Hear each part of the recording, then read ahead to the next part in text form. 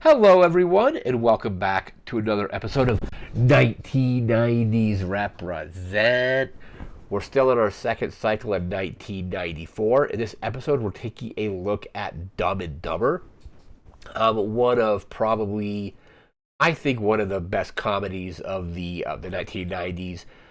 Very physical humor, very slapsticky, very silly, but just a fun comedy. I have some notes here about it. We're also in this video going to do toward the end do a shooting location video for some of the scenes that were filmed up here in Breckenridge. It's kind of funny that there was like such a big deal about this movie in town when it was being filmed, when it came out. I think a big driving motivator for a lot of people, at least my age when it came out. I was in middle school. To see it was to see the how Breckenridge was portrayed in the film, because it's not actually supposed to be Breckenridge in the film.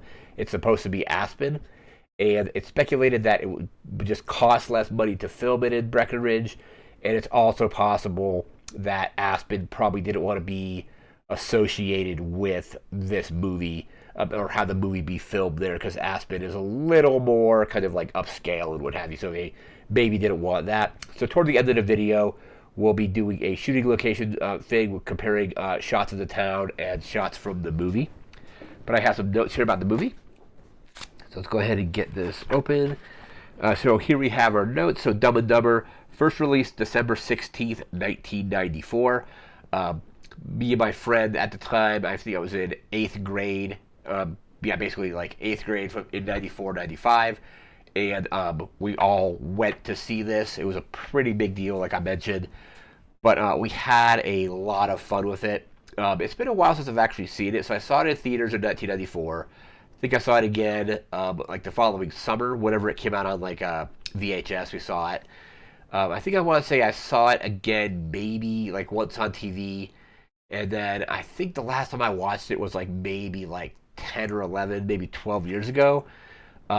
On DVD, as well as like one of the extended cuts of the movie, or like unrated or whatever it was. So that's the version I watched most recently, was the unrated version. And I think there's like a few extra scenes. I think it's like there's supposed to be like some 6 minutes of extra scenes added into the movie. Some people think the extended version is better, or the unrated version is better. Some people think the theatrical version is better. The theatrical version is definitely shorter, so I think I kind of preferred the theatrical version, because the extended version is like an hour and maybe 48 minutes or something. But anyway, yeah, again, came out December 16th, 1994. Went to go see it with my friends, and it was a lot of fun. Had a $17 million budget. It ended up grossing like $247 million. So a definitely lower budget, but made, compared to its budget, made a lot of money. This was also kind of capped off a huge year for Jim Carrey. Jim Carrey had been in Ace Ventura, he was in The Mask, and then this. So basically 3 very successful comedy films in the course of a year. Also, Jeff Daniels also had a big year, because he had this as well as Speed. And in my research for this, it was saying Jeff Daniels, like probably before this movie, wasn't really kind of like cast in comedic roles, and he really actually does a lot of good comedy in this movie. So this was kind of like a turning point for him. I remember in my research saying it kind of like gave his career a pretty big boost as well. Apparently, John Hughes initially came up with the kind of idea for the film, and then sold the rights to the film to the Farley brothers and asked to not be credited in the movie. So basically just like came up with the idea, sold it off, and said, hey, don't put me in the credits. This was actually the first Farley brothers movie. I didn't realize that this was their first one. So they did this, then they did Kingpin a couple years later, and then they did, a couple years after that, did There's Something About Mary. I think this is, out of those 3, I think this is my second favorite. I think I'd go There's Something About Mary, Dumb and Dumber, and then Kingpin. There's Something About Mary is just, had a lot of fun in that movie. I think that's probably my favorite movie from this run of films. But yeah, it was Dumb and Dumber, Kingpin, Something About Mary after that. Apparently, Nicolas Cage was um, in talks to play the Lloyd Christmas role. I think he wanted like more money than they were willing to offer, and then he ended up passing on it to do Leaving Las Vegas. So talk about going from a, even though I love Dumb and Dumber, it's not going to win any awards. Passes on it to do a movie that ended up winning him the a best actor Academy Award or best actor Oscar. Apparently, Steve Martin and Martin Short also turned down the role of Lloyd. So then so Jim Carrey wasn't the first choice, but it ended up going to him. In the research for this, Jim Carrey's tooth apparently was actually chipped. Apparently, got chipped in like a fight in like school or something like that, and he had it capped. And they just took the cap out for the film. I don't really know if it would make a huge difference if you just had the cap toothed or had the tooth capped in the movie. But I definitely feel the chipped tooth like just adds an extra element to Lloyd's character that just makes it funnier. It's just like, oh, he's got a chipped tooth, he's kind of silly, so like, or like maybe he just didn't take care of his teeth. I don't really know, but I think the chipped tooth actually adds to his character quite a bit. But the movie was filmed across like Utah, Colorado. I think there's some stuff in Rhode Island because a lot of Farley Brothers movies, at the very least, start in Rhode Island. Like there's something about Mary starts kind of in that area before Ben Stiller decides to go down to Florida to meet up with Mary and follow Matt Dillon or whatever was going on there. But Copper Mountain Ski Resort, which is right kind of basically right over the mountain from Breckenridge, but if you were to go straight, you would get there. But you basically got to go through Frisco, all the way downtown Frisco, and then into Copper Mountain.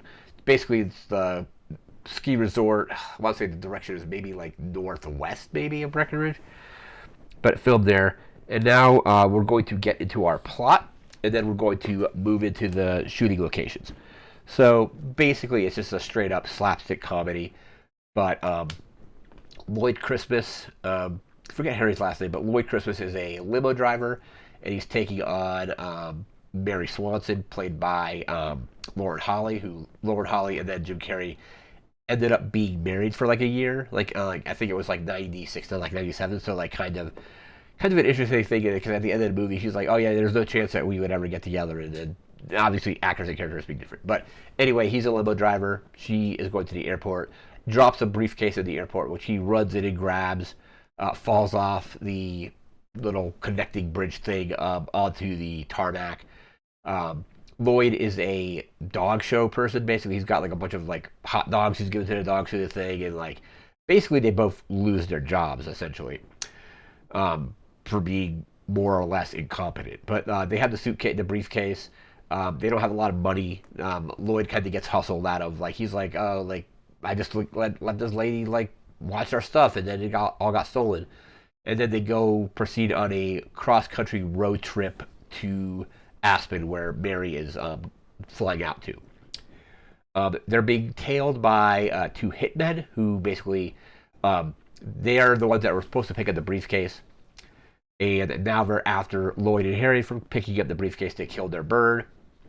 And they've kind of followed them throughout the road trip. They basically roll upon them later on.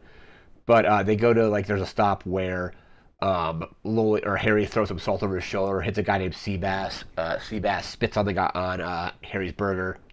And it's basically just very situational. Goes from point A to point B, falling in line with that. There's a scene where right after that, Jim Carrey is urinating into beer bottles that are in the back of a car, and they get pulled over by a highway patrolman who ends up drinking a bottle of urine. And that's the same guy.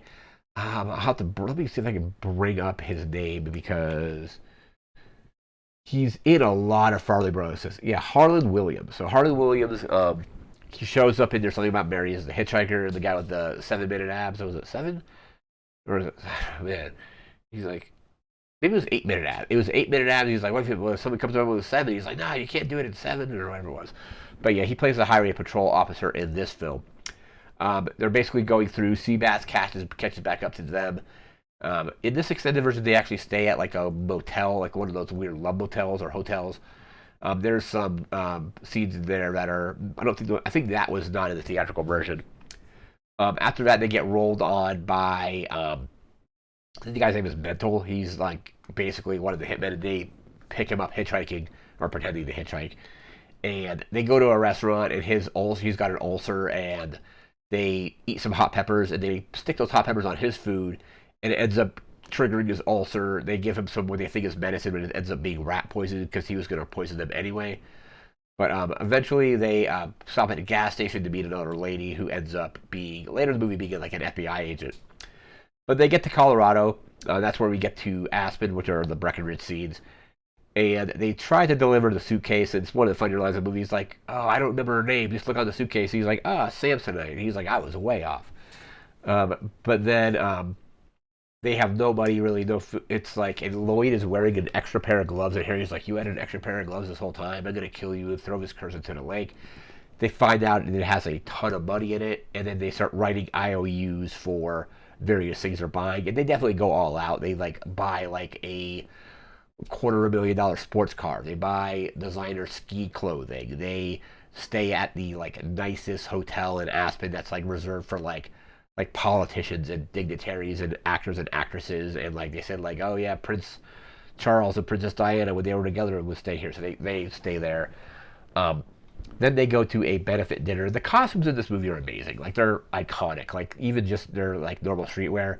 But the blue and orange tuxedos definitely stick out. I've seen those a lot as like people going out as like Halloween costumes, doing those orange and blue tuxedos. But they go to this benefit dinner. They see Mary there, um, and Lloyd wants to talk to her, but Lloyd is too scared to talk to her, so he sends Harry to talk to her, and ends up getting a date with her, somewhat accidentally, because Terry Garr plays, I think, like her mother-in-law, and is like, "Oh yeah, you should totally like go skiing with her tomorrow." And so Harry ends up going out skiing with her. He also lies to Lloyd, saying like, "Oh yeah, she'll meet you at the bar at 10." She never comes by, but the FBI lady does, and then she's there for a little bit. After that, basically Lloyd or Harry and Mary go skiing. They have plans to have dinner that night, and Lloyd ends up tracking them up to their house and sees that Harry and her were hanging out. So that's when he dumps a bunch of like X-Lax or laxative into some tea he gives to Harry. Um, Basically, very kind of graphic scene of Jeff Daniels on a toilet that doesn't flush, unfortunately. And then Lloyd shows up at the house and he's like, "Hey, I got your briefcase." And they go back to their hotel, but then they get rolled on by the guy who was doing the ransom for Mary's husband. Harry comes back and he gets shot and ends up shooting at this the guy who was doing the hitman thing. And Harry had on a bulletproof vest, and they're like, "What would happen if you shot him in the face?" And the FBI lady's like, "Oh, like that's a risk we're willing to take." Mary gets back together with her husband, and then apparently it's kind of like a time jump maybe, but Mary basically like dumps them off somewhere. The police take all their money, so they're basically walking back to, presumably walking back to Rhode Island. And then a Hawaiian Tropic van comes up to him, and they're like, "Hey, we're looking for two people to like oil us." It's a bunch of bikini models. People to looking to oil us up between competitions. And Harry's like, "Oh, you're just in luck. There's a town up that way where I'm sure you can find somebody." And this movie does a really good job of like subverting like expectations, because like Lloyd's like, "Oh my God, did you realize what you just did?" Like thinking that like he's like, "Hey, we could do that. The oil, the oiling people could be us." And Lloyd's like, they rode back up to the bus, and he's like, "Oh, my friend said he's like the bus was town was that way." He's like, "I actually meant to say it was that way." So it's just they're both idiots. It's classic comedy. Um, don't know where I rank it as far as Jim Carrey films, but it's definitely one of his funnier, just straight up comedies. It's a great Jeff Daniels comedy as well. Like I said, Jim Carrey had a year of essentially comedy, like Ace Ventura is a comedy, The Mask is more or less a comedy, and then this is another straight up comedy. But then Jeff Daniels did Speed, which is like an action film, and then this comedy. It's an incredibly just fun movie. Um, Definitely worth checking out. That's going to do it for this part of the video. We're going to now jump over to our shooting locations to highlight some of the stuff that was filmed in Breckenridge. And it's really interesting the amount of screen time that Breckenridge has in this is like 2, maybe 3 minutes of actual like film. I remember it just being a much bigger deal when it was being made because it was like there definitely are scenes, and when you see the town, be like, hey, that's it. But it's literally only on screen for like a couple minutes. But we're gonna flip this around. We're gonna get that little image slideshow up, highlighting scenes from the movie as well as scenes from town. So we'll be right back with that. All right, and we are now back with our filming locations. So I'll let you know when it's a screenshot for the movie versus a photo of the town. But this is the first scene in Breckenridge in the movie, or Aspen, because Breckenridge is standing in for that. So this is up on Ski Hill Road, and this is this corner no longer exists because there used to be this really kind of nasty hairpin turn up on Peak 8, or up on Ski Hill Road going to Peak 8, because there's Peak 7, Peak 8, and Peak 9. Peak 8 and 9 are some of the bigger ski areas in the town. But yeah, this is the road that leads up to that ski area, and they are coming down off of it. So we're basically coming closer from the ski area, heading into town, and this is that hairpin turn. Like I said, this turn no longer exists because I want to say in 1996 they completely redid this road to be safer. They put in like sidewalks. I don't think there was sidewalks on this road when they filmed it. So this looks completely different now. So this is from the film. Let's go into our next shot here. This is the same corner, but now this area where I'm kind of standing is like essentially a sidewalk. Like I said, this is no longer a hairpin turn like it used to be. So this is the road in the movie where it would say like "Welcome to Aspen" or whatever the sign said. Let's go to our next slide. So yeah, that bottom half of the sign there is the sign that said "Welcome to Aspen" or just said Aspen, and you have what is standing in is Aspen below, which is actually Breckenridge. This is from the film. This is what that looks like looking over the actual town there. So this is right when they're getting into town. Our next shot, let's see where we are. This is Main Street, or I guess would be Main Street Aspen in the movie. This is from the film. They have the little motorized scooter there. So this is going down Main Street, and again, this would be like the spring of 1994. Let's go to our real world location with the same shot. I think this is Breckenridge as it is currently. So we got that corner there. They kind of drive the scooter past these buildings. Next up, this is another shot from the movie as well. And this is kind of like, I think in this scene, they have already passed. But yeah, this is that same street. Here they are again. They're actually passing. This is on the further down from where the last shot was taken. But yeah, they're definitely getting into town here. They're all kind of cold and frozen. Speaking of that, I wish that record store was still there. That was an awesome store back then. It hasn't been there for quite some time, unfortunately. But next shot here. This is what that building looks like currently. So it is completely different now. Next shot here. This is Lincoln, or Lincoln Avenue.